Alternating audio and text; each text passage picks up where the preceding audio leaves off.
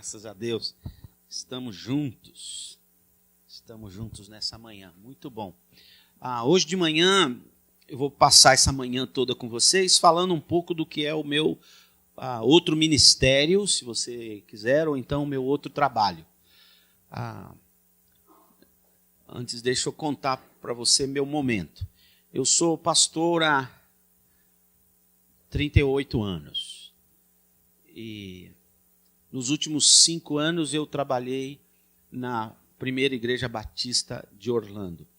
Lá em Orlando tem 2 primeiras igrejas batistas. Tem a PIBO, primeira igreja batista brasileira de Orlando, que é uma igreja que foi dirigida há um tempo atrás pelo Lécio Dornas, e agora é o Vander, lá da igreja batista do Recreio, quem adotou aquela igreja e tem cooperado lá.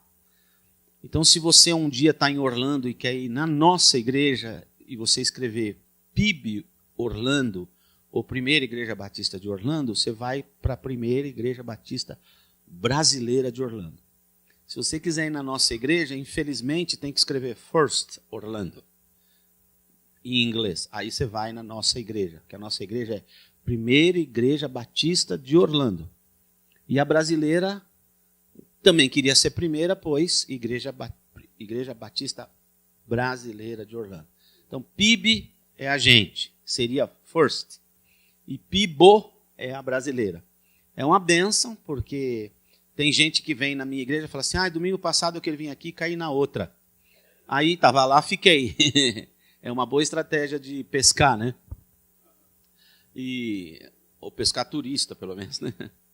Então, a cidade de Orlando é uma cidade interessante porque ela recebe 65 milhões de turistas por ano. Ela empata ou passa Paris todos os anos, de tanto turista. Todavia, os 65 milhões de turistas de Paris são pessoas do mundo inteiro. Os 90% dos 65 milhões de turistas de Orlando são americanos mesmos, que vêm de outros estados, e o resto do mundo vai para lá. Os brasileiros vão em grande quantidade a Orlando.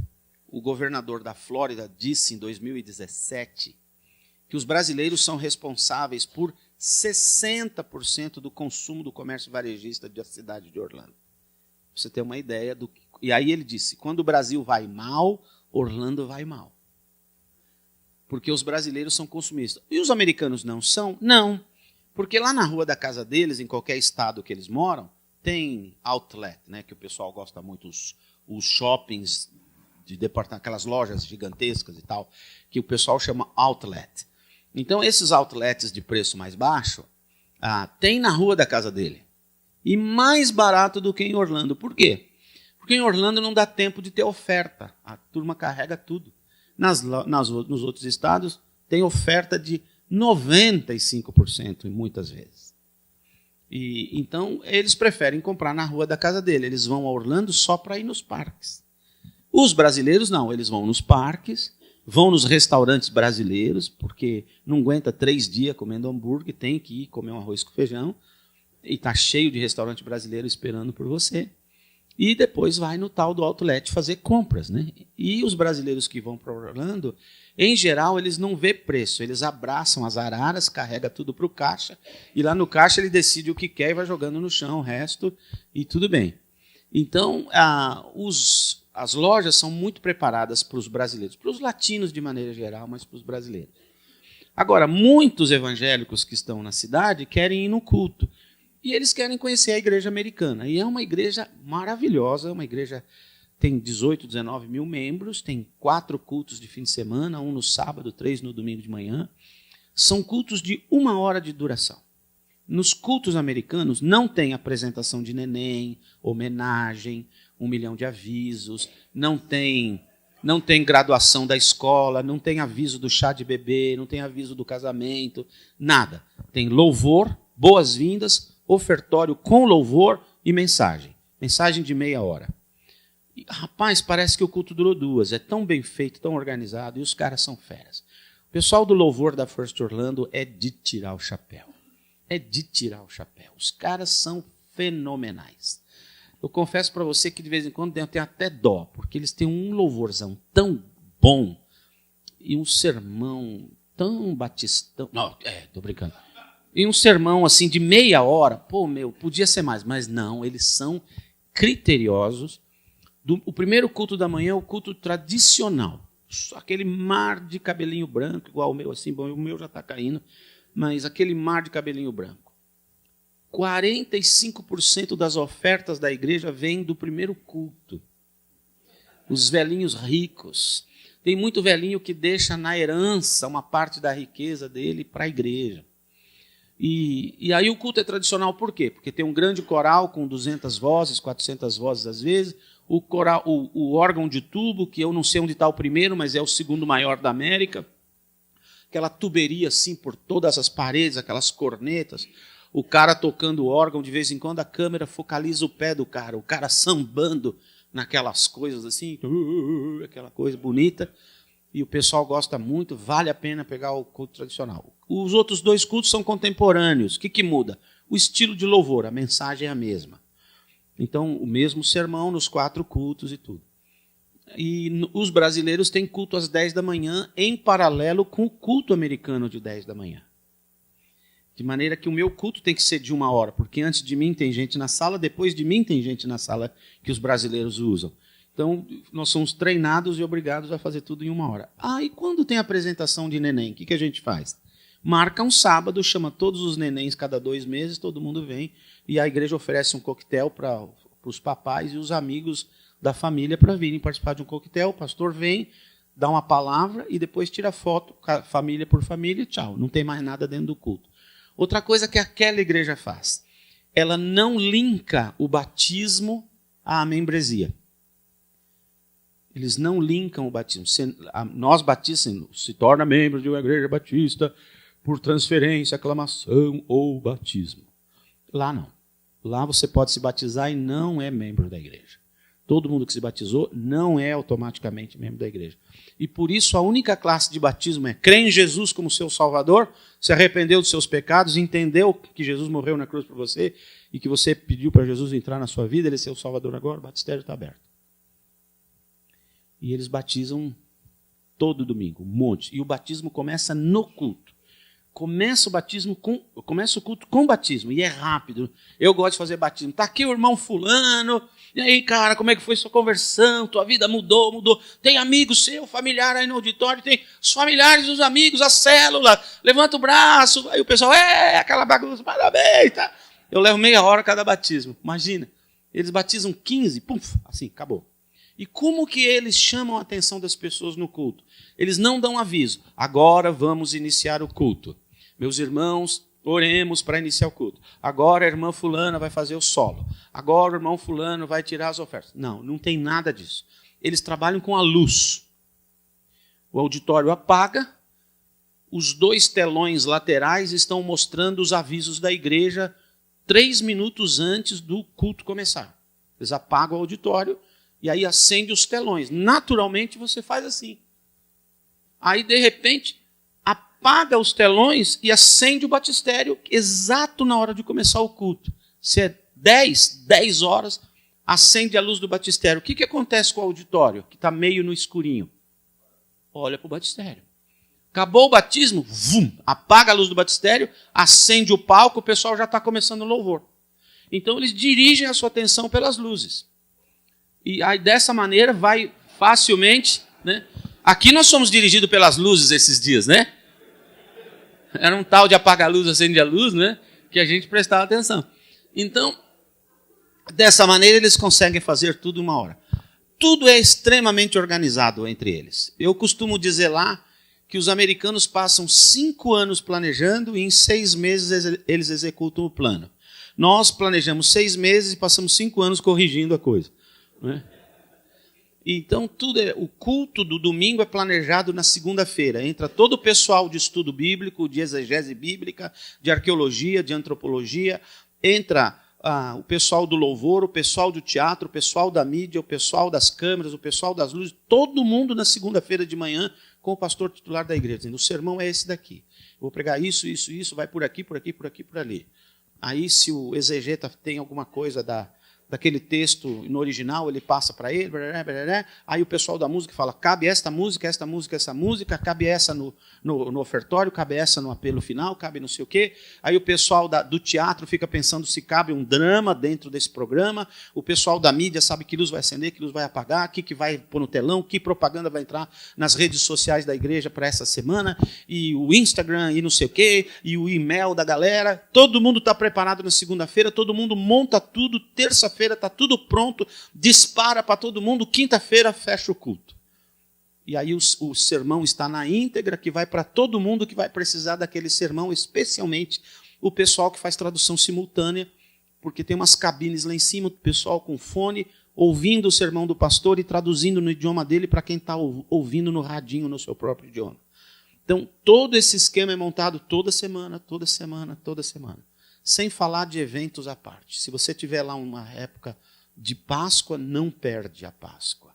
É fantástico. Natal, eles têm 2 árvores de Natal, são 3 fins de semana, eles montam a árvore de Natal gigantescas no palco, e o coral, em vez de cantar embaixo, canta na árvore. Então, em vez de bola de Natal, é o coral que está nas 2 árvores. E aí chama Árvores que Cantam. E é um esquema de engenharia impressionante. Aquelas árvores são todo, o esqueleto dela todo com barras de ferro enormes, pesadíssimos, que se entrelaçam, vão com parafusos enormes, depois monta todas as passarelas e as escadas por trás, os velhinhos subindo a escada e fica lá, e fica de pezinho, você só vê daqui para cima, e os microfones, tem 280 mil luzes na árvore que vão trocando conforme a música. Embaixo tem a orquestra e toda a área de dança, teatro, o enredo. Todo o Natal é uma história, um enredo diferente. Um dos que eu mais vibrei era de um pastor chato que tinha chegado numa igreja, briguento, fundamentalista, radical. Ninguém gostava dele, ele queria aqueles hinos antigos de Natal, e o pessoal queria uma coisa alegre. Ele quebra o palco todo mundo. Para piorar, a filha dele, adolescente, arruma um namorado que ele não gosta e engravida. E ele desesperado, e para piorar, as pessoas ficavam lembrando do pastor que tinha ido embora, de tão chato que ele era. Igual aqui, está tão ruim que tem gente com saudade do Lula. Aí ele tem um sonho. No sonho dele, ele está na vila de Jesus. E todos os personagens daquela vila de Jesus são os membros da igreja dele. Ele fala, cara, te conheço, cara. Quê? Você é louco? Que roupa é essa? E ele está sonhando que ele está lá nos templos de Jesus. E ele encontra Maria, desesperada, tentando explicar para o José que a gravidez era alguma coisa milagrosa. E o Zé, desesperado, não dá, Maria, para aguentar um negócio desse. Maria, quem é que vai acreditar, Maria? Você aprontou, você é minha noiva, mas você aprontou. Mas olha, Maria, quer saber? Apesar de tudo, eu te amo, eu vou embora, eu vou te abandonar para não pegar mal. Não pegar mal para quem, né? E a Maria, o desespero da Maria grávida. Eu sei que um anjo me visitou, mas como é que eu vou explicar isso para o meu pai? E o Facebook, meu Deus do céu, o que vai acontecer? E ela está desesperada, e ele vendo tudo acontecer no sonho. E aí, quando ele acorda, ele chama a filha e pede perdão. Abraça a filha, vai ajudá-la. Ele pede perdão para a igreja, tudo se transforma e o Natal acontece. Então, toda vez tem uma história diferente, com dança, com teatro, você ri, você chora, música, os caras dão show. Então, queria falar um pouquinho da minha igreja, brevíssima ex-igreja, porque o ano passado, quando nosso filho partiu, nós temos 3 filhos, a Camila, mais velha, casada com um pastor brasileiro, são cidadãos americanos, e os meus netos nasceram nos Estados Unidos, Thomas, de 10 anos, o Gabriel, de 12 anos, agora, e eles moravam em Boston, lá no Nordeste, mais ou menos onde fica o Recife para nós, é onde eles moravam nos Estados Unidos. Mas o ano de 2016, o nosso filho do meio, que tinha síndrome de Down, ele pegou uma infecção muito poderosa, que atingiu a área genital dele, e uma infecção que causava gangrena. Então ia matando Aí o médico precisava ir cortando. Quem tem essa doença vai cortando até fazer um buraco grande aqui dentro e morre.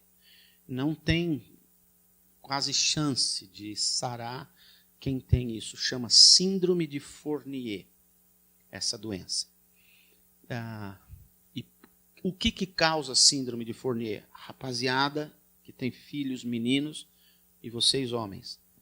3 causas que ajudam a bactéria a entrar. Primeira delas, sujeira no pipi. Quem não sabe limpar o pingolim, está correndo risco. Segundo, diabético. Terceiro, excesso de gordura, muito gordo. Aprendam isso. Pele impede bactéria de entrar. Mas se tem corte, por minúsculo que seja, ela entra por aí. E paraíso de bactéria chama-se gordura. Rafinha era gordinho, não era diabético, mas tinha dificuldades, talvez, para se fazer a higiene pessoal, e a gente marcou bobeira nisso daí. A gente lavava o Rafa, limpava o Rafa, mas a gente sempre pegou no pé dele, e ele era absolutamente independente, ele gostava de ser independente. Então, talvez um dia ele se coçou, feriu, e por alguma razão, essa bactéria estava perto, pegou. Então, nós pensamos que íamos perder o Rafa em dezembro de 2016, mas de uma maneira milagrosa, a bactéria foi vencida e ele, com 40 dias de tratamento, sondas e remédios e um monte de coisa, ele ficou livre disso. Todavia, precisou de uma reconstrução da área.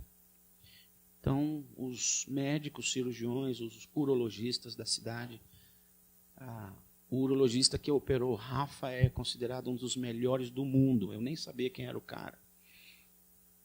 E ele falou, nós vamos reconstruir, nós vamos abrir o Rafa lá embaixo, vamos pegar o pipi dele, que ficou embutido, vamos trazer para fora. Se não tiver pele em volta, nós vamos tirar pele do corpo dele, refazer, e vamos costurar na base para ele não ir para dentro. Então, eles abriram o Rafa de fora a fora, tiraram toda a gordura dessa área da barriga, dessa parte mais baixa, fizeram uma raspagem. Tinha vários caminhos da bactéria ainda lá dentro, eles rasparam tudo, costuraram o Rafa de ponta a ponta e botaram o pipizinho dele para fora. A Rafa tinha muito medo de hospital, muito medo de médico, e ele não queria ir. Ele me chamava de Palinho, eu disse, Palinho, eu não quero, estou com medo. Não, filhinho, é para o seu bem e tudo, senão a bactéria vai voltar. Ele chamava de baracteia. Eu falava, a baracteia volta. Aí ele foi. Quando ele saiu da cirurgia e que ele acordou, ele falou, pai, eu já tenho um pipi novo? Eu falei, tem, Rafael. Você quer ver a foto? O médico me deu, eu mostrei a foto para ele. Ele falou, No outro dia ele virou para mim e disse no hospital, Palinho, você acha que eu vou morrer? Eu falei, lógico que não, meu filho. Eu já falei para você várias vezes que se você morrer, o papai morre junto, que eu não vou aguentar viver sem você. E no outro dia ele ia estar de alta. Os médicos disseram, amanhã cedo nós vamos dar alta para ele. Naquela manhã ele me chamou, Palinho, a minha cabeça. E ele coçava assim, o traseiro dele, a coxa dele. E a gente tirou as cobertas de baixo, não sabia o que era. Era uma trombose, vinha vindo um coágulo pela perna dele.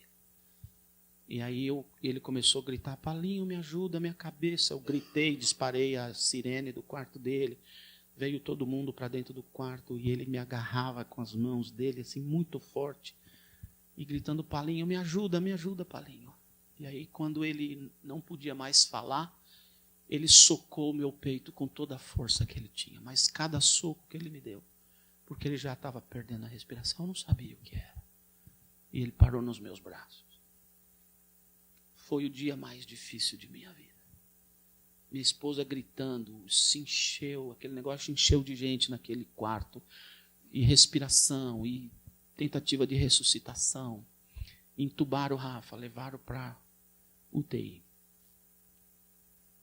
Aquele coágulo invadiu ambos os pulmões, de tão grandes que eram, e o lado esquerdo do coração dele. Os médicos me disseram, ele não tem nenhuma chance. O coração dele deve estar sido destruído e o cérebro dele deve estar muito machucado. Mas a gente precisa tirar o coágulo de dentro dele, precisamos de autorização. Tem 95% de risco de morte no procedimento. Eu estava em dúvida e o médico disse para mim, se fosse meu filho eu faria. Eu falei, então vamos fazer. Eles enfiam um tubo da grossura de 2 dedos pela perna, que vai dentro do coração e suga como um aspirador tudo e daqui. Deram uma boa notícia, o coração dele estava intacto, mas no procedimento ele fez 2 paradas, uma delas de meia hora. E os médicos disseram, isso matou o cérebro dele. Aí ele foi para UTI, por 15 dias nós lutávamos, tentamos desentubar para ele falar comigo. Se ele falasse comigo, o cérebro dele estava lá. Nós desentubamos. E tinha um bicho rosnando e mordendo. Eu disse para Deus, eu quero ele assim mesmo. Eu levo para casa. Mas ele não sustentou a respiração, teve que ser reentubado. E em 72 horas, ele pegou apendicite, pegou problema nos rins, pegou problema não sei de quê, pegou outras bactérias, a laringe fechou, precisava de uma traqueostomia, mas antes de fazer, ele teve outros coágulos vindo do braço, que liquidaram com ele de uma só vez. E aí chegou o momento dos médicos me falarem,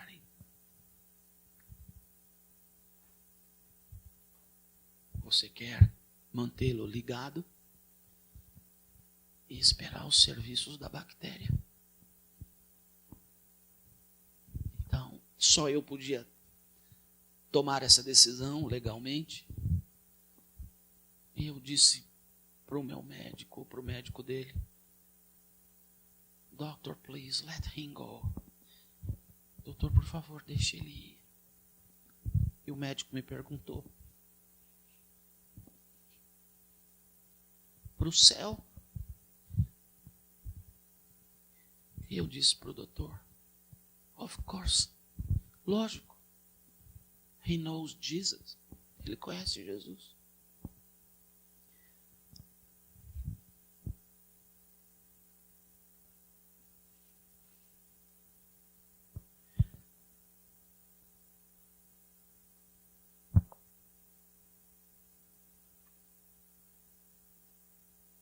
Faz um ano.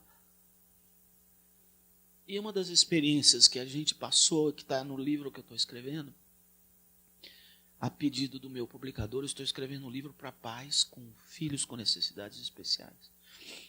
Eu escrevi um outro que deve chegar entre hoje e amanhã, que foi o livro dele, depois eu conto a história do livro para você.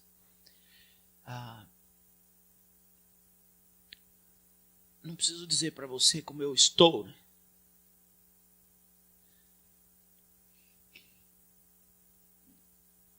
Foram dias difíceis. E uma das experiências que minha esposa e eu passamos foi que a experiência dos primeiros. Ele foi oficialmente para o céu dia 2 de maio. E logo em seguida veio o primeiro dia das mães, sem ele. Depois, o aniversário de minha esposa, que é hoje, sem ele. Depois, o aniversário dele sem ele. E desculpe, eu sei que isso não é batista, mas Rafa gostava de estourar uma champanhe meia-noite. Eu estourei uma champanhe meia-noite, sem ele. Porque ele está vivo, ele continua fazendo aniversário. Meu primeiro aniversário sem ele. Primeiro Natal sem ele. Primeiro Ano Novo. Todas essas experiências do primeiro. Do Ano Novo eu pensei que eu ia ter um ataque cardíaco, porque o Rafa adorava festas. Cantava o dia inteiro louvores e louvores a plenos pulmões. Era um adorador. Tinha uma intimidade com Deus. De vez em quando ele falava para mim, Paulinho, Jesus está falando no meu coração. Ele orava por todo mundo. Era incrível a rede de contatos daquele garoto. E no ano novo, todo mundo gostava que o Rafa fizesse a contagem regressiva. Era o ponto alto da festa de ano novo lá. Porque na contagem regressiva, você sabe como que é, né? 10, 9. Mas na versão de Rafa, a contagem regressiva, ele tinha um vozeirão e ele gritava 1, 2. Era o regressiva dele, era o contrário, ele era o contrário. A turma se divertia com a contagem regressiva de 1 a 10. Aquele primeiro fim de ano, eu pensei eu ia ter um treco. Uma força enorme para não estragar a festa de ninguém. Fomos para casa mais cedo que pudemos, dormimos. Quando a gente acordou, dia 1º de janeiro, parecia que uma dor tinha sido arrancada de dentro de nós. Eu olhei para minha esposa e falei, meu bem, passamos todos os primeiros? Ela, acho que sim, agora vamos enfrentar os segundos. Falei, mas parece que vai ser mais fácil. Ela falou, eu acho que também. A gente esqueceu do primeiro aniversário da partida dele. O último culto dele conosco foi um culto de Páscoa. E no culto de Páscoa, eu não conseguia parar de chorar durante o louvor. E aquelas pragas do pessoal que canta na minha igreja escolheram cantar hinos que eram os preferidos dele, sem querer. Eu não conseguia parar de pé. Mas quando eu fui pregar, eu esqueci o sermão. Aí eu falei assim, Jesus morreu na cruz por causa disso. Quem que é Jesus? Mais de 40 decisões. O auditório tinha 800 pessoas. Foi uma coisa. De janeiro para cá, nós quase triplicamos de tamanho. Eu estava vendo Deus fazer assim, estou te dando muitos filhos para você cuidar, está crescendo esse negócio. Se soubesse a quantidade de ímpio, de incrédulo que vai no culto me ouvir, é um negócio, eu nunca vi aquilo. Tem católico que acaba o culto e fala, pastor, é a missa mais linda que eu já vi.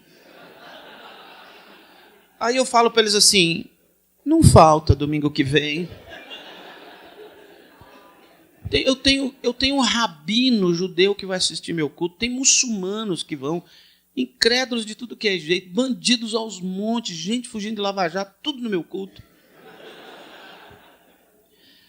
E eu vendo Deus fazendo uma obra linda, só que daquela Páscoa, parece que a via sacra voltou, a gente assistiu o filme tudo de novo, cada instante antes de levar para o hospital, as conversas dele, e tudo o que aconteceu passava o tempo todo na nossa mente, e todo aquele sentimento que é errado, não é verdadeiro, de culpa.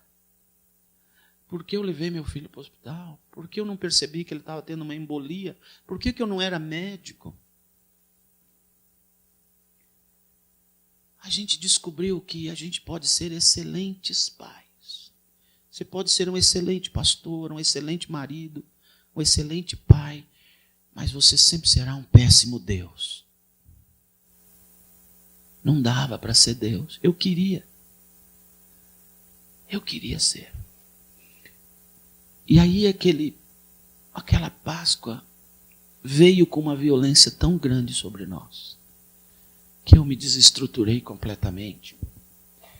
E eu comecei a fazer um burnout, um esgotamento absoluto. Eu percebi que eu me atirei na igreja e aquilo estava me matando. A própria igreja que eu achava que estava me curando, não por culpa da igreja, por minha culpa. Aí eu fui falar com os meus chefes. Eu preciso descansar, eu deveria ter feito isso no começo, eu não fiz. E eles disseram, é verdade. Você deveria ter feito. Mas você vai descansar agora. Falei, eu preciso de um sabático. De algumas semanas. Aí eu me deparei com as diferenças culturais. O meu chefe disse assim para mim, of course, you need. Go now. Lógico que você precisa. Vai agora. Só volta em dezembro. Falei, não funciona assim. Meu povo está aqui, desculpa dizer, chefe, por minha causa. Ele falou, não, eles estão aqui por causa de Jesus. Eu falei, lógico que é, mas você não entende? Não. Os brasileiros vão embora. Isso é problema de Deus, não é meu problema. Hã? E eles me proibiram de pregar lá. Posso pregar onde eu quiser, menos lá. Me amam, cuidam de mim, estão pagando meu salário até dezembro. Depois eu ouvi dizer que tem Nova York aqui, né? Nada como ir da Flórida para Nova York. O pastor já até me ofereceu uma posição aí na igreja de Nova York. Ele disse que eu não vou ter problema de horário, não vou ter problema de férias, não vou ter problema de relatório, nem o mesmo salário eu vou ter. E então eu fiz esse sabático. Só que depois de entrar no sabático, eu vou confessar uma coisa para você. Eu gostei tanto que eu não quero mais voltar. Gente, eu acordo a hora que o meu olho abre. Eu não tenho pressa de nada. E o mais gostoso de tudo é que agora eu leio a Bíblia porque eu gosto e não para achar sermão. É tão bom fazer nada, eu não sabia. Agora eu entendo quando a Bíblia fala, vem, entra no descanso eterno. Agora eu entendo o que é isso. E então, se fosse para tomar uma decisão hoje, nós não vamos retornar mais para First Orlando. E eu pedi para eles, então, começarem a sucessão, a transição. Eles estão caçando alguém para ficar no meu lugar. Lógico que lá em Orlando tem uma pressão enorme pelos WhatsApp. Eu tenho 4.000 números só do meu ministério lá no meu WhatsApp. Eu recebo trilhões de... Pastor, quando você vai pregar? Você está indo para outra igreja? Por que você não vai voltar mais? Pastor, por que você não prega? Pastor, não sei o que lá. Então, eu estou dizendo para eles, agora eu só faço palestras. Não prego mais. E eu faço palestra num restaurante em Orlando. Toda segunda noite, chama Segundas de Primeira. Você compra o ticket, passa pela minha palestra e depois vai jantar. E, então, faço essas coisas assim. E faço isso que eu vou fazer com você hoje. Tá bom? Vamos lá? Como eu sei que eu tenho até meio-dia, por isso eu dei o luxo de contar um pouco de história. Põe lá o... Oi. Ele faleceu com 31 e 7 meses. Quando você tem uma criança normal, entre aspas, você cresce a criança para ela ir para a escola, ir para a faculdade, se casar e te dar netos. Mais ou menos esse é o curso natural da vida. O Rafa era um eterno baby, embora fosse muito independente, falasse 3 idiomas, se comunicava, usava computador, fazia tudo o que ele queria, super independente. Era um eterno baby, né? Era o tempo todo assim, Lucy e eu, meu bem, ele tomou remédio, ele já almoçou, ele comeu, ele fez a esteira, o personal trainer dele chegou, ele tem médico hoje, tem exame de sangue, tem não sei o quê, nós vamos viajar, quem vai ficar com o Rafa? Aí o Rafa, você está bem? O tempo todo ligando para o Rafa, o tempo todo o Rafa ligando para a gente. Quando ele foi embora, eu e minha mulher perdemos o sentido da vida. O que a gente faz agora? A gente orbitava em volta dele. E agora saiu. Aí eu falei para minha mulher, vamos orbitar um em volta do outro? Ela falou, boa ideia. 3 semanas depois, ela falou para mim, eu não consigo orbitar em volta de você. Eu falei para ela, nem eu em volta de você. O que nós vamos fazer? Ela falou, vamos orbitar em volta das lembranças dele? Eu falei, legal. Então, entre eu e ela, nós temos acordo. A hora que um quer chorar, não precisa explicar. A hora que um quer desesperar, não precisa explicar. A gente só agarra o outro e fica esperando passar. E tem hora que a coisa é feia. Tem hora que a coisa é difícil. Mas está bem melhor do que nos primeiros dias. A gente percebe. Mas 31 e 7 meses ele tinha quando partiu. A idade mental dele era em volta de uns 6, 7 anos. Talvez menos. Porque se você mandasse fazer um desenho de uma pessoa, ele fazia uma bolinha e aqueles risquinhos. Quem faz isso? Criança de 1 ano e meio, 2. Né? Ele não sabia quanto era 2 mais 2, nem 1 mais 1. Então, o raciocínio abstrato era complicado. Mas o relacionamento com as pessoas, ele dava show. Dava show. Ele tinha no Facebook dele milhares de seguidores. De manhã ele ia para a esteira, ele punha o telefone num pedestal, ligado ao vivo pelo Facebook para a turma ver ele na esteira. E ele ficava na esteira, só de shorts, aquele barrigão, e um monte de coraçãozinho chegando. Todo mundo assistindo ele. Tinha gente que perguntava, por que ele não fez esteira hoje? Era impressionante como ele vendia a imagem dele. Tudo. Ele sempre teve um sonho de ser famoso. E eu um sonho de ser rico. Então eu escrevi um livro para fazer o Rafa famoso.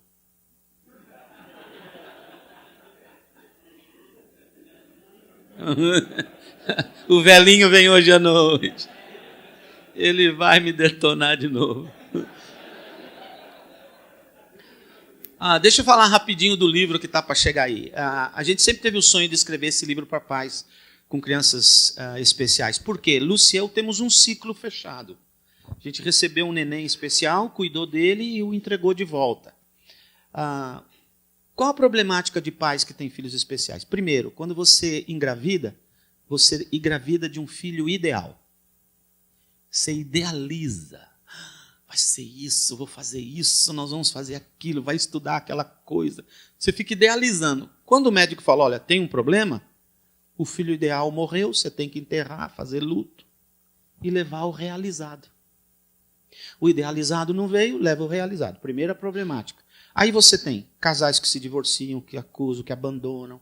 A gente cuidou de uma psicóloga e um dentista que tinha uma criança de 2 meses que ela parou de dar comida para morrer. Então a problemática é complicada. Então a gente estava escrevendo um livro sobre isso. A outra questão importante são os outros membros da família. Você cuida da criança especial e esquece as outras crianças que fazem trauma, etc, etc. Porque os outros membros da família ficam esquecidos. E o final da vida, quem vai primeiro? Todos os pais pensam, quem vai cuidar como a gente cuida? Quem vai amar do jeito que só a gente sabe amar? Quem vai entender o que ele fala? Porque a língua é dele. Só eu que vou entender. Os pais têm esse problema. E a gente conhece casos de Downs, por exemplo, que se suicidaram depois da morte dos pais. Fizeram depressão profunda, fizeram crises enormes. Então, Lúcia e eu sempre tínhamos no nosso coração o desejo e a oração de que Rafa fosse primeiro. Só que eu não queria que fosse tão cedo nem daquele jeito. E porque Lúcia e eu pensávamos, a gente vai entender o que aconteceu. Ele não. Ele era extremamente apegado a mim. Eu era o companheiro dele. Tanto é que ele era pastor também. Ele falou, pai, o Jesus está falando no meu coração que eu sou pastor. Eu, ok, Rafa. Aí eu não liguei, ele ligou para a universidade onde eu estava fazendo meu doutorado, lá dava teologia também. E meu doutorado em aconselhamento clínico é uma coisa parecida com psicologia clínica no Brasil. Então, aí ele ligou para lá, a secretária atendeu, deixou o recadinho para o diretor da faculdade, que ligou de volta para ele e perguntou, Rafa, o que você quer? Eu falei, eu quero ser pastor, eu quero estudar aí. Ele falou, tá bom, eu vou te dar um curso. Dei um curso de 1 ano para ele, uma vez por semana, uma vez por mês. Ele ia nas aulas de teologia. De manhã ele ficava olhando, de tarde ele punha a cabeça na mão e dormia. Era aula o dia inteiro, mas ele fez 1 ano de aula. E aí a universidade promoveu a formatura dele junto com os outros alunos e ele foi diplomado como ministro especial. E aí ele chegou em casa para mim com beca, com tudo que tem direito. Ele falou, pai, agora eu sou pastor? Eu falei, quase, filho, você só estudou, dá um tempo, né?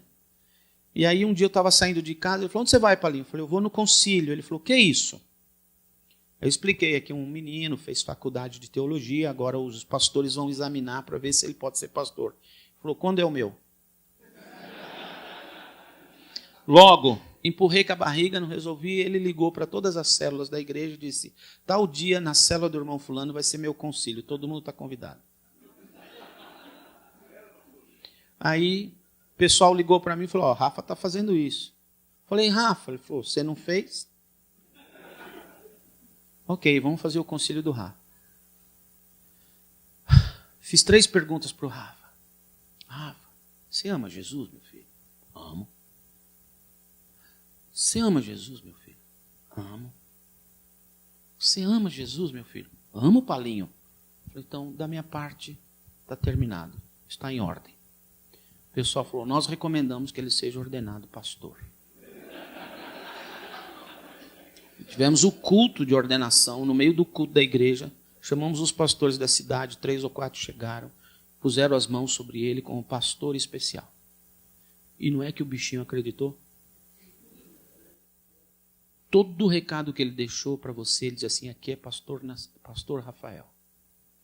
Ele ia em todos os hospitais comigo, todas as visitas comigo, ele orava por todo mundo, ele chegava, ouvia o problema de alguém, ele falava, Palinho, tem uma música, puxava no telefone dele a música adequada e botava para a pessoa ouvir. Orou por todas as grávidas da igreja, sabia o nome dos nenéns e quando ia nascer, fazia questão de ir no hospital e depois na casa. Ele orava por todos e ligava para todos os aniversariantes da igreja. A agenda avisava, ele ia ligando para todo mundo. E quando eu estava perto, ele falava assim, meu pai está aqui, também quer falar parabéns. Oi, parabéns!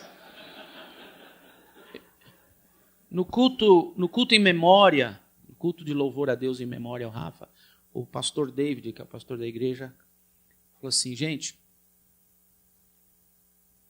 quando nós convidamos o pastor Nassif para ser nosso pastor, nós não conhecíamos o Rafael. Se tivéssemos conhecido, nós teríamos convidado o Rafael e não o Nassif.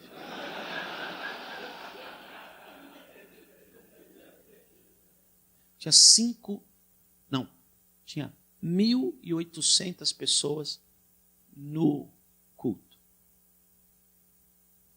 Naquele tempo nós éramos 400 brasileiros no culto. Tinha 1.800. 5.000 assistiram ao vivo pela internet. E em uma semana, 25.000 pessoas assistiram aquele culto. O Rafa era famoso. Foi interessante todas as coisas que Deus fez. Então, quando o Rafa partiu, eu segurei o livro Papais com Crianças Especiais e resolvi escrever um livro dele. O Rafa tinha um estilo de vida. Ele tinha uma maneira de ver as coisas. E ele tinha frases célebres dele. Um dia ele chegou para mim e falou, pai, eu quero ser potrófico.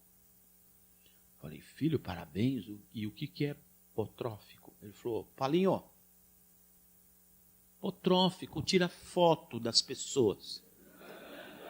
Lógico, filho, desculpa. Falou para tanta gente que no aniversário dele, um grupo de irmãos comprou uma Canon T3, semiprofissional, deram de presente para o bicho. E ele tirava cada foto, tinha uma sensibilidade. Ele é potrófico. Então ele tinha essas ideias. E um dia eu passei pela porta do banheiro, a porta estava aberta, ele sentadão no trono. Eu falei, Rafa, quer ajuda aí? Ele me chamava de Palinho, levantava o dedinho e dizia, Palinho, cada um cuida do seu traseiro.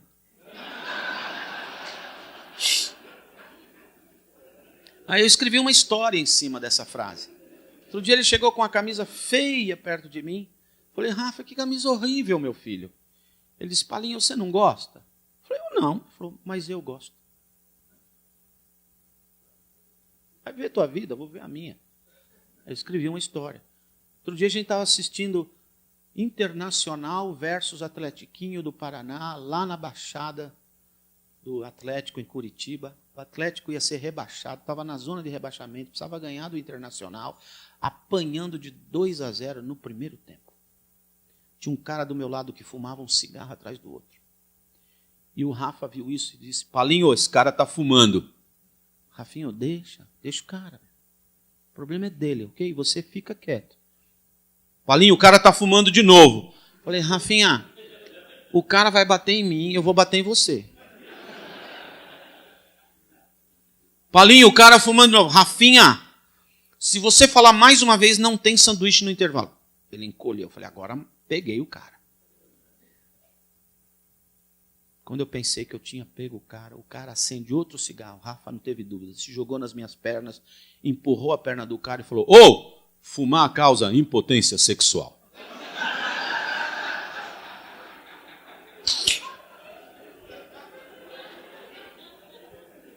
Eu só fechei o olho para tomar aquela muqueta aqui, né? Aí eu vi que o cara deu risada, aí minha fé voltou. Eu falei, cara, menino aí é crente, está preocupado com a sua saúde. Ele falou, não, ele tem razão. Obrigado, eu vou tentar parar. Então esse era o Rafa. Eu escrevi histórias em cima dessas tiradas do Rafa. E no final do livro, por conselho, dos irmãos, eu coloquei os posts que eu tinha colocado durante a minha luta com Deus. a Bíblia ficou diferente para mim. Eu aprendi aquele hino, se Deus operar, Ele é Deus.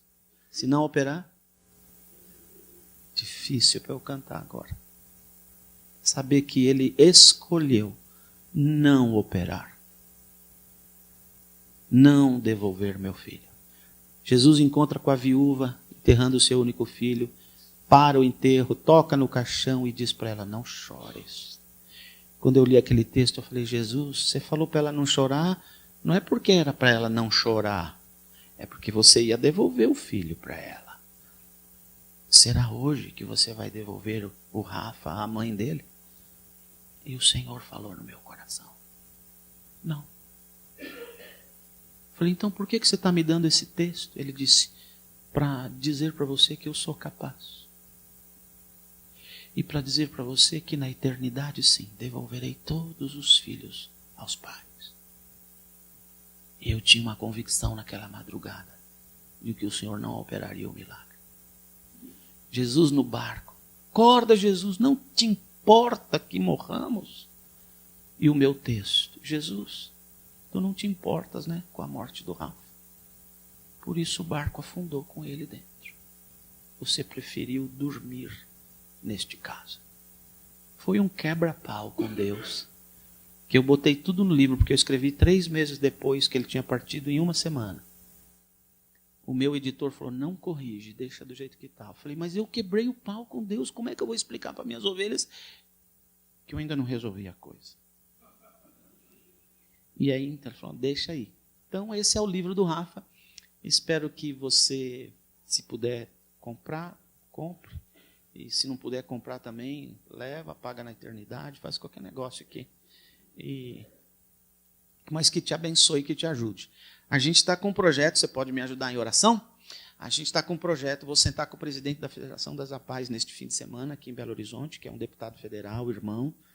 E a gente está tentando produzir 1 milhão de exemplares do livro do Rafa e doar integralmente, absolutamente doado, para as APAES do Brasil todo, para elas fazerem o que elas quiserem, darem para os clientes deles, venderem, fazerem o que quiserem.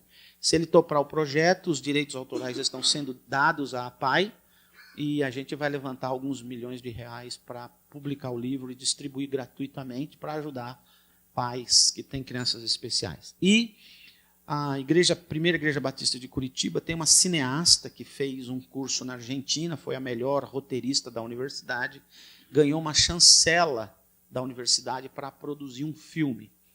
E adivinha o que ela escolheu? O livro do Rafa vai virar um filme no final do ano que vem ou no começo de 2020, nos cinemas seculares da cidade, e um filme evangelístico.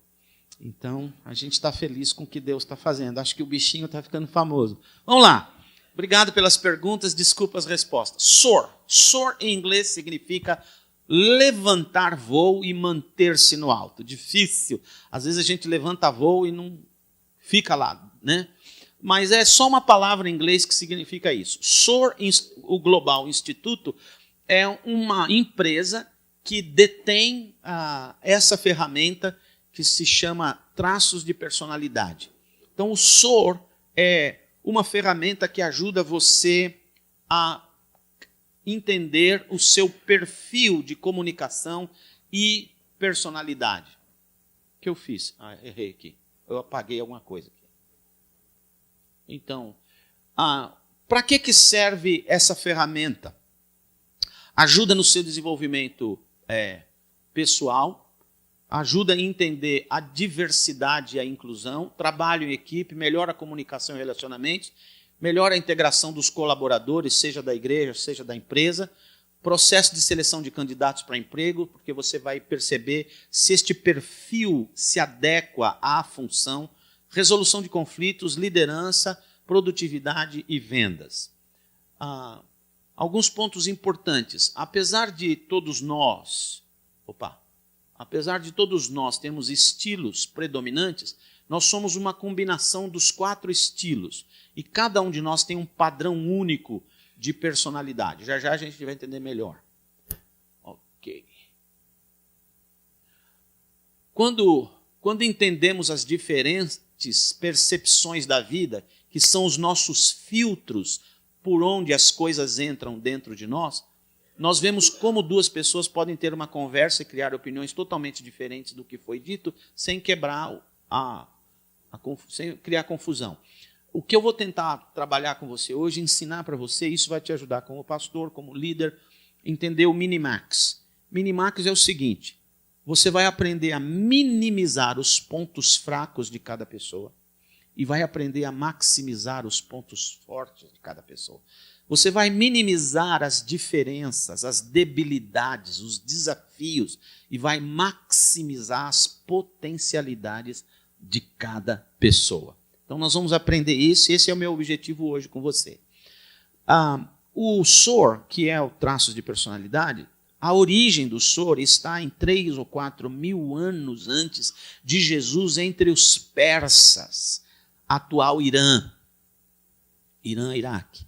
Os persas viviam ali e eles misturavam este conhecimento com a religiosidade deles. Você chegava para um mago da Pérsia e falava com ele os seus conflitos, as suas dificuldades, e de ouvir você ele já determinava o seu perfil de personalidade. Aí ele fazia um círculo no chão, punha 9 números em volta desse círculo, nomes atrás de cada número, e dizia para você, você é esse aqui, você se relaciona bem com esse, mal com aquele, melhor com aquele, difícil com esse, e criava um monte de riscos dentro do círculo, que as primeiras pessoas, quando viram aquilo, falavam que aquilo era coisa de demônio, aqueles riscos, aqueles círculos, nada mais era do que o mapa de perfil de comunicação e personalidade que ele tinha capacidade de desenvolver com você.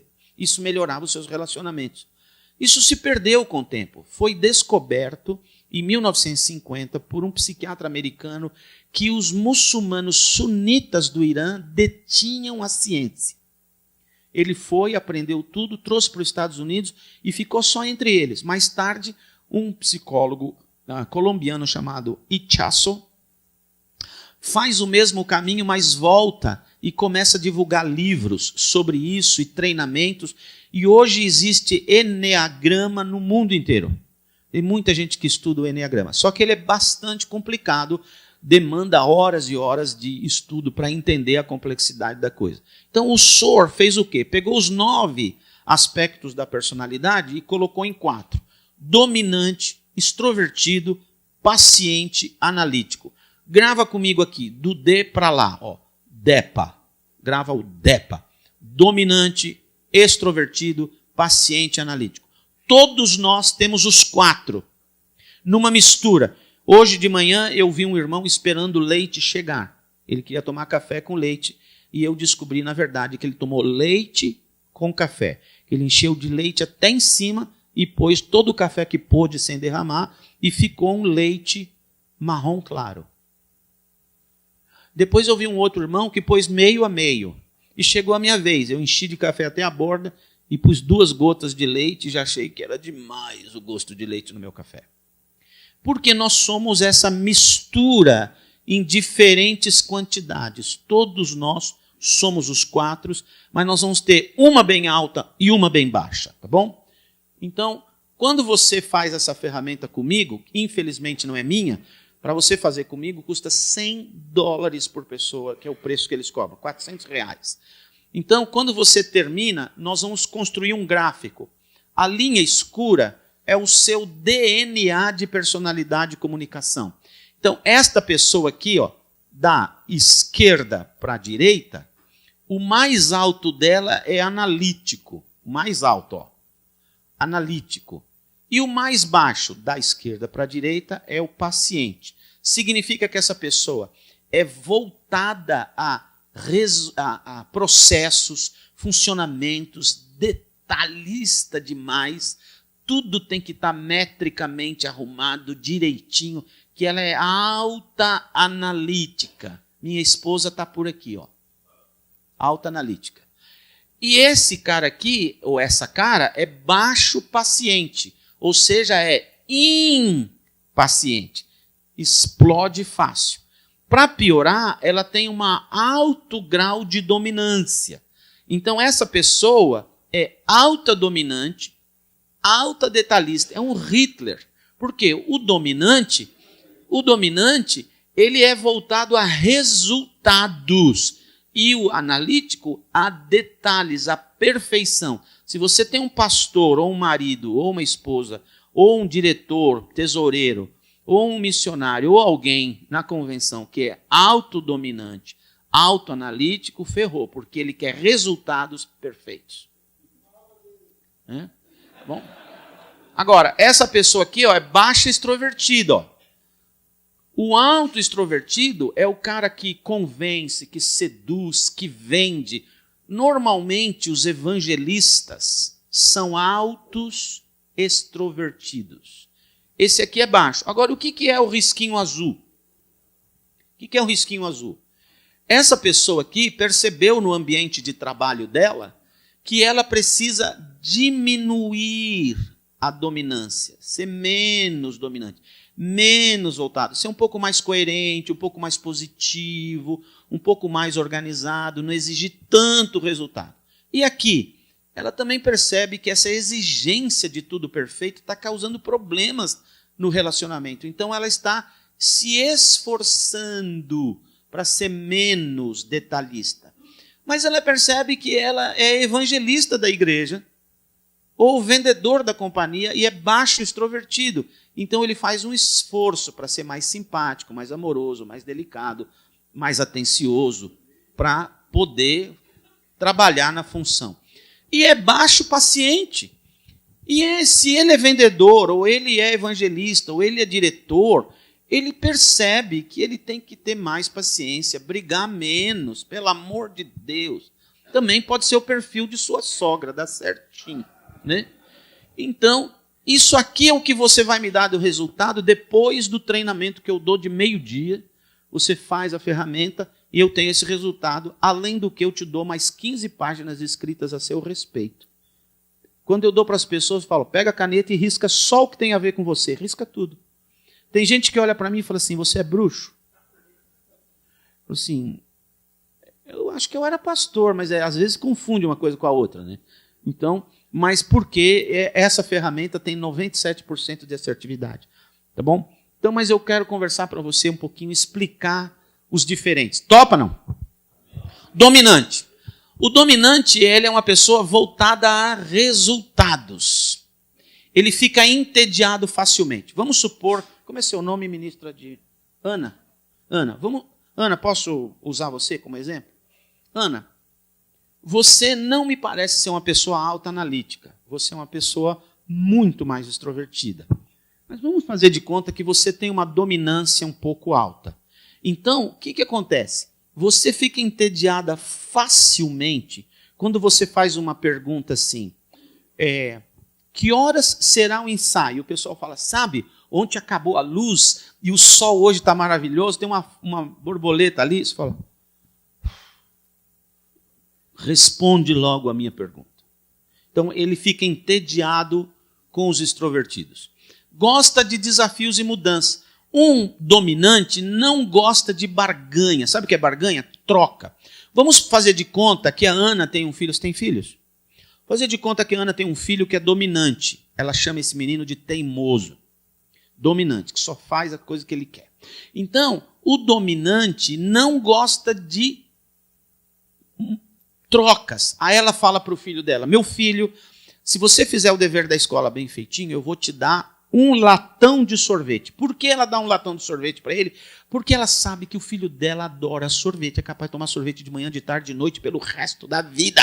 De tanto que é apaixonado por sorvete. Mas então ela sabe que ele é apaixonado por sorvete. E fala, se você me fizer isso, eu te dou aquilo. O menino vira e fala, eu odeio sorvete.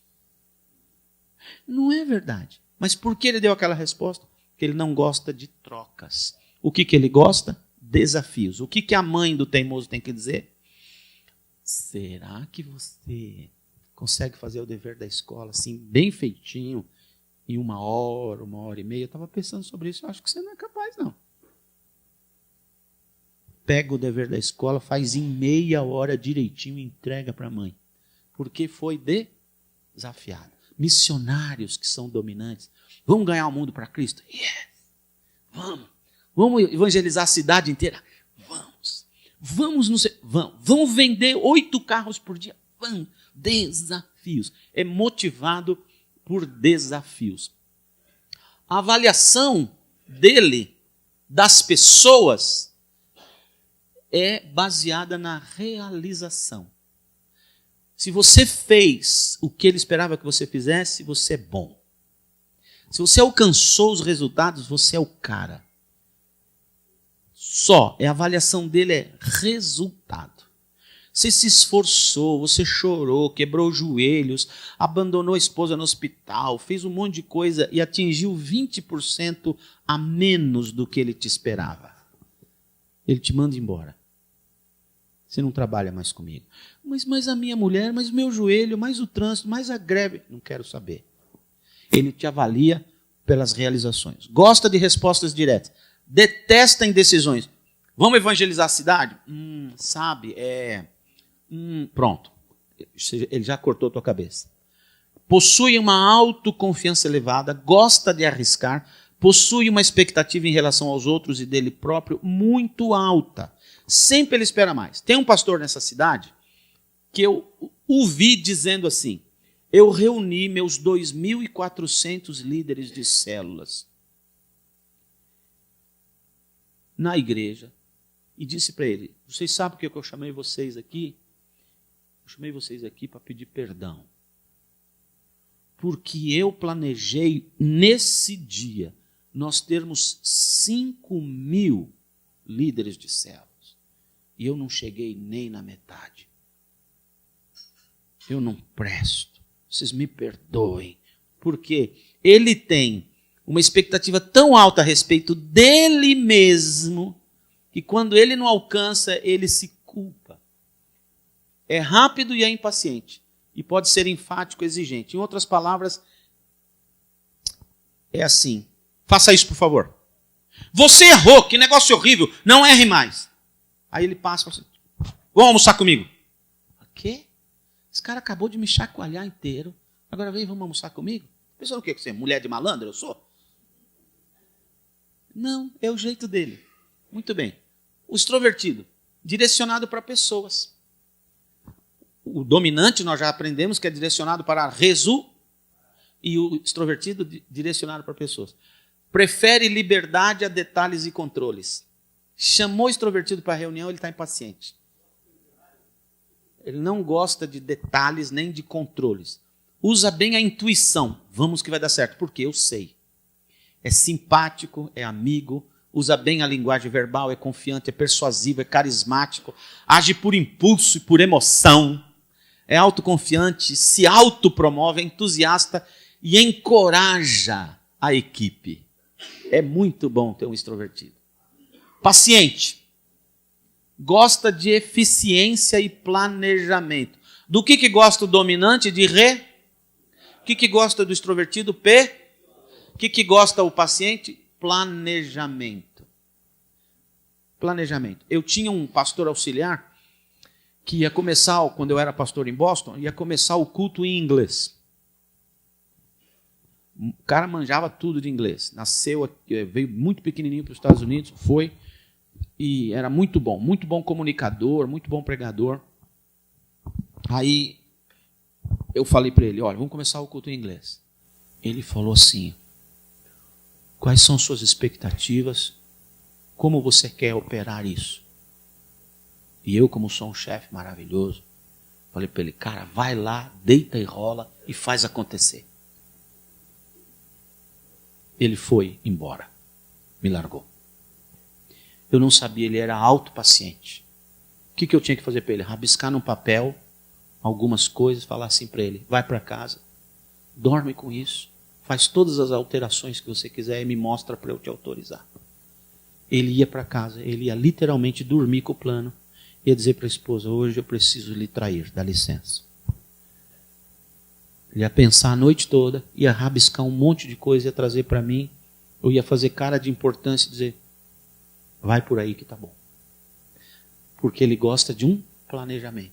Marido que é autopaciente. Vamos sair de férias? Ele tem um plano. Que hora vai se levantar, que posto que vai parar, que hotel vai ficar, onde vai almoçar. Tem um plano. Ele sabe de onde está saindo, para onde está indo e como vai voltar. E tem plano B, C, D, E, F, G, Z. É tendencioso a relacionamentos profundos. Lembra? O que eu falei a respeito do extrovertido? Ele é direcionado a pessoas. Mas agora eu estou te dizendo que o paciente gosta de relacionamentos profundos. O que eu quero dizer com isso? O extrovertido gosta de relacionamentos para o que ele ganha. O paciente gosta de relacionamentos para o que ele oferece. Viu a diferença? O extrovertido é como a borboleta que pousa numa flor. Quando você pensa, dormiu aí, pousa na outra. Pousa na outra. Tem relacionamento com milhares de pessoas. Tem uma rede de contatos grande. O paciente tem menos amigos, mas mais intensos, mais duradouros, mais relacionamentos. Há muita fidelidade na vida de um paciente. Agora, o autopaciente não gosta de conflitos, ele é um pacificador nato.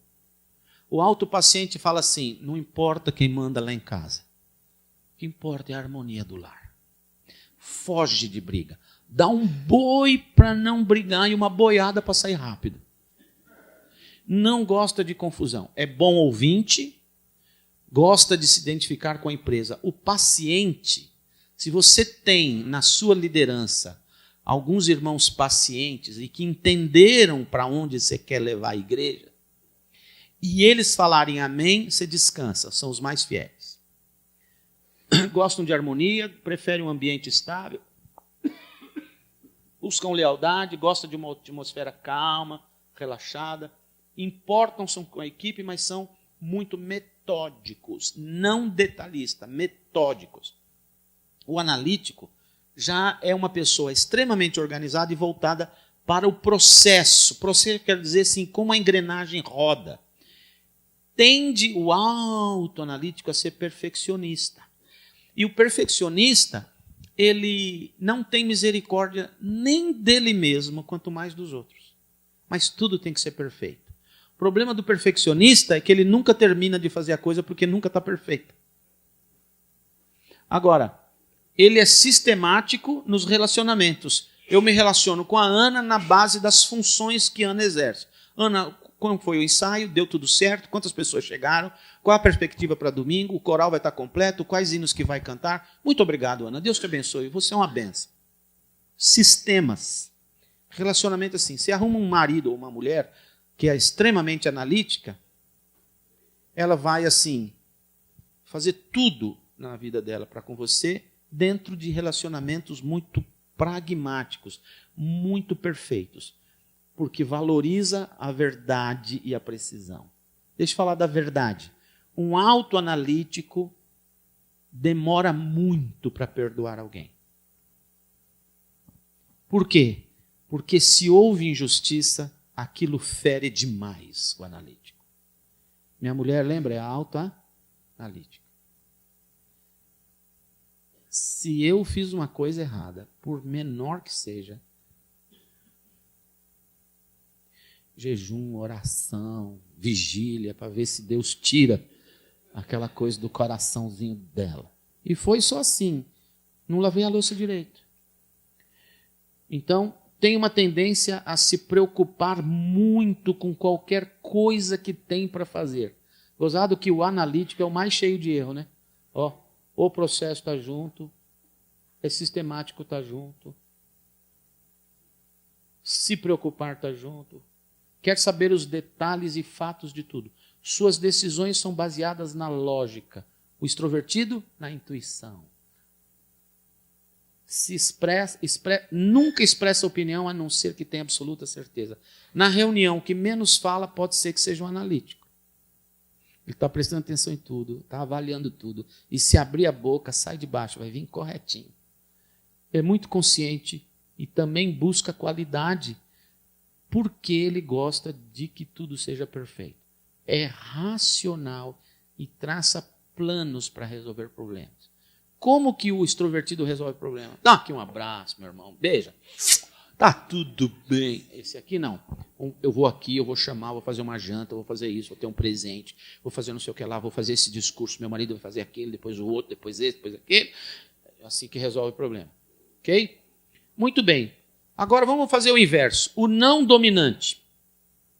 Ele é mais gentil na forma de trabalhar, ele não exige tanto dos outros, ele prefere não impor a sua vontade, são mais tranquilos, geralmente mais modestos, são mais acessíveis e amam a paz. O não dominante se parece com o paciente. Deixe-me dizer uma coisa para você. Um autodominante, se você é autodominante e a sua mulher é extrovertida, ela vai resolver conflitos assim: meu amor, eu não estou passando bem. Toma um remédio. Não, meu bem, eu queria dizer para você que não é coisa de remédio. Tem um psicólogo na igreja. Não, querido, olha, sabe, eu queria dizer para você que eu não ando bem, porque assim, eu estou um pouco preocupado com o futuro e as coisas que aconteceram há 28 anos atrás, agora eu estou lembrando. Ele fala: você está louca. Olha para onde nós estamos indo, olha o crescimento da igreja, olha os resultados alcançados, olha o que nós temos que fazer. Não dá tempo para essas coisinhas burras, idiotas. Pronto, você matou a tua mulher. Porque você é um autodominante e o autodominante é insensível ao sofrimento dos outros. Outro dia eu cheguei para o meu chefe e falei assim: chefe, estava pensando que eu estou com a dor aqui do lado. Ele falou: quantas pessoas você tem que alcançar? 5.000. Trabalhe, meu filho, vai esquecer a dor já já. Chega a sua ovelha e fala assim: pastor, não sei, meu relacionamento conjugal não anda bom. Nós temos que alcançar o mundo para Cristo. Milhões de pessoas estão nas trevas. Foca nisso. A gente evangeliza o mundo. Não dá tempo para pensar em relacionamento que não está bom. Vamos ganhar o mundo para Cristo. A gente ganha o mundo para Cristo, Cristo volta, nós vamos para o céu, resolveu tudo. Pronto, porque ele é insensível. Quando o não dominante já vai se tornar mais sensível. O não introvertido, ao contrário, são pessoas mais reservadas, mais internas. Qual a diferença qual o oposto de extrovertido? Introvertido. Ele verte para fora e o outro verte para dentro de si mesmo. São um pouco mais sinceros e com pouca pretensão. Já o auto-extrovertido, ele se vende. Ele precisa de uma coisa. Sabe de quê? Validação. O extrovertido precisa ser validado. Se seu maridão é extrovertido, ou se sua esposa é extrovertida, ou se tem gente na sua equipe pastoral que é extrovertida, você tem que falar: parabéns, maravilha, você é o cara. Parabéns, mulher, você está bem. Puxa, você é maravilhosa, eu não posso viver sem você, querido. Pronto, está lá. Ok? O impaciente, eles possuem um senso de urgência para consigo mesma e para com os demais. Eles mantêm-se muito ocupados, fazem coisas rapidamente e querem respostas no momento que solicitam. Muito parecido com o analítico. Eles se orientam pela ação e não gostam de esperar, porque ele é impaciente, tá bom? O não analítico, eles veem a vida com as coisas de um ponto de vista mais global.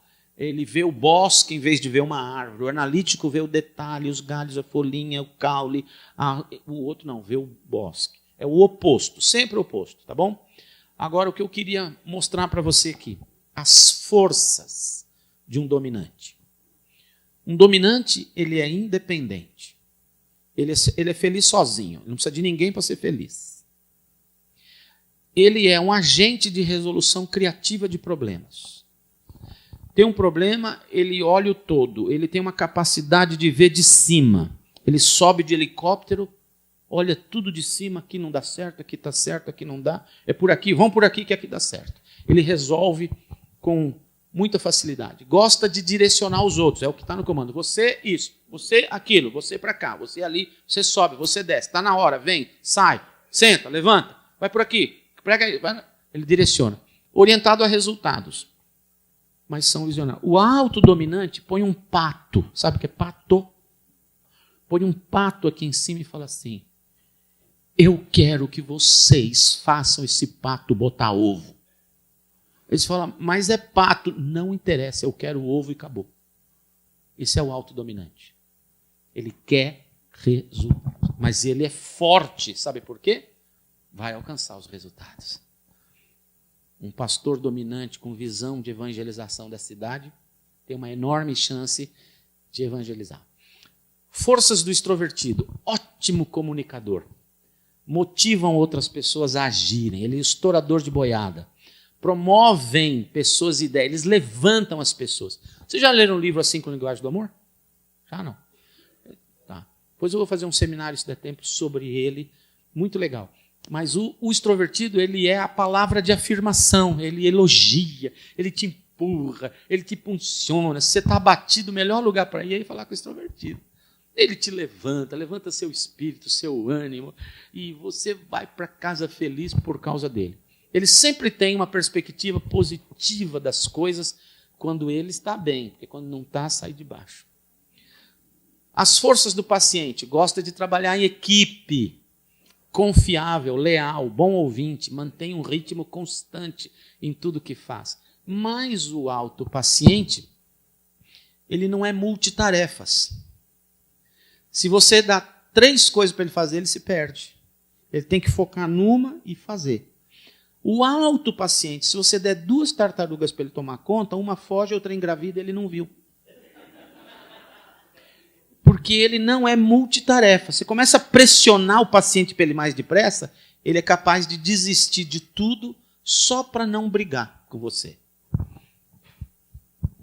As forças do analítico. Detalhista, pensa sistematicamente, como o sistema, o processo, a engrenagem funciona, utiliza lógica e fatos para tomar decisões, é justo e é objetivo. Trabalha bem se está sozinho. Pôr numa sala com todo mundo falando, nem o paciente gosta, nem ele. O paciente pode ter outras pessoas, mas ele tem que estar focado. Já um analítico, só de ter gente perto na hora do trabalho, ele prefere uma celinha sozinho, deixa ele trabalhar lá. Ok? Muito bem.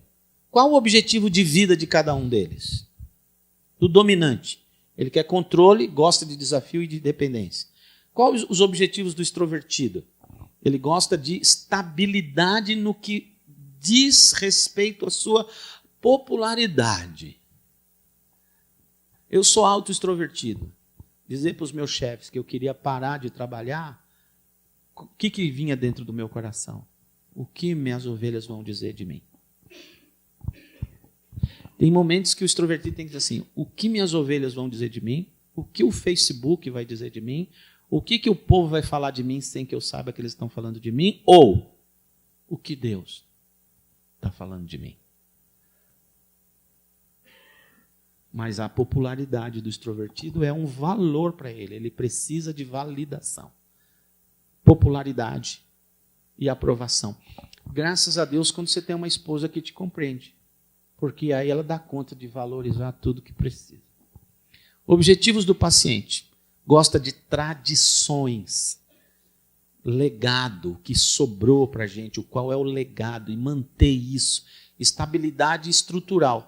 Volta um pouquinho. Qual é a estabilidade do extrovertido?